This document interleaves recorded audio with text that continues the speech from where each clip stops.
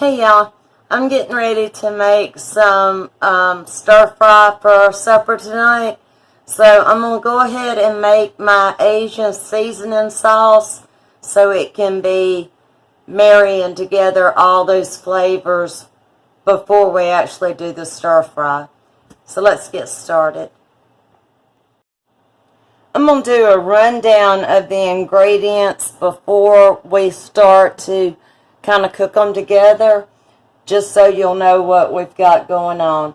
I've got a half a cup of coconut aminos, and y'all have seen me use that before. It is the soy sauce replacement, so it's a soy-free version, gluten-free version of soy sauce. We're going to use a third of a cup of apple cider vinegar. We've got 5 cloves of garlic, and I didn't chop them up. I just kind of sliced them up. I got 3 tablespoons of fresh ginger that I did the same way. I just kind of roughly chopped it. I've got 2 scallions that I've sliced up as well, but you can also use the green onions. Just use the green and the whites. We're going to use a couple of dashes of fish sauce, not much because a little bit of this goes a long way.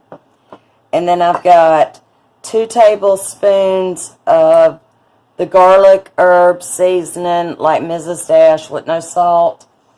And I've got a teaspoon of red pepper in here.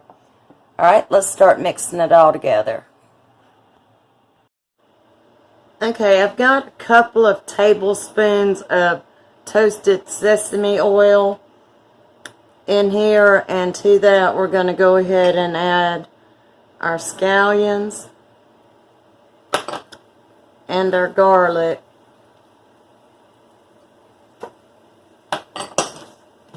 And let those cook for a minute, just till they start releasing their fragrance.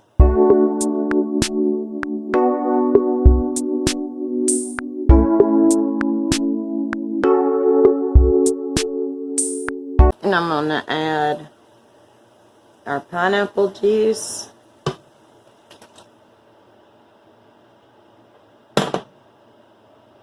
our coconut aminos,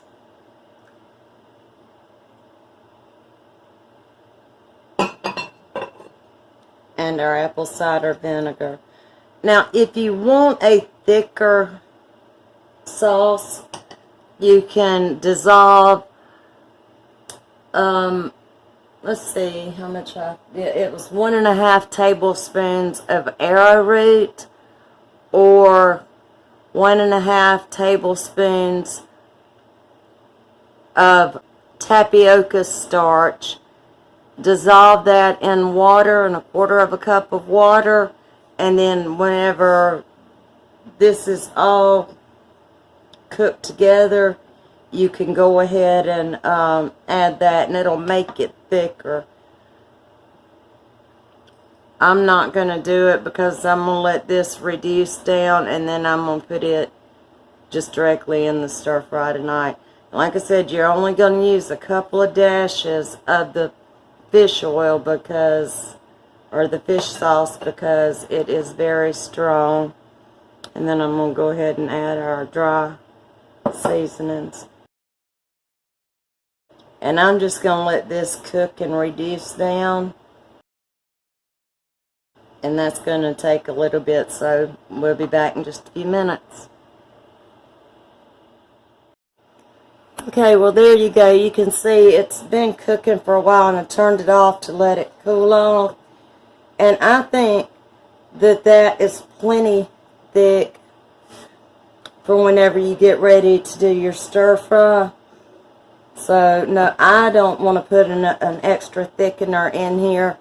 However, if you would like to, like I said, all you have to do is dissolve 1.5 tablespoons of either arrowroot or tapioca starch in 1/4 cup of water, and then pour it in here while it's still cooking and whisk it constantly until it thickens up to your desired consistency.